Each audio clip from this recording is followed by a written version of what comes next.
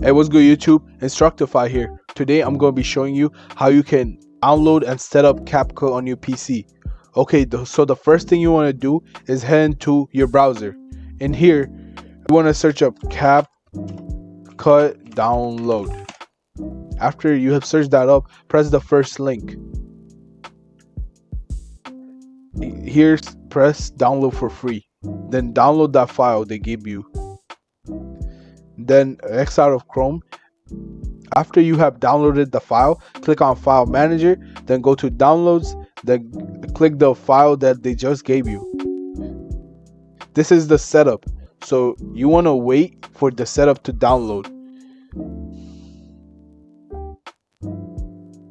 Okay, CapCut has been downloaded. It's just looking if it can smoothly run on your PC. If your PC can run CapCut, it's going to give you this prompt. Press confirm. Now, if you want to save your projects, you can always sign in and press any of these options to sign in to your account. Okay, that was it for this video. Thanks for watching, and if you need any more help, I'm going to leave a link to my Discord server down in the description.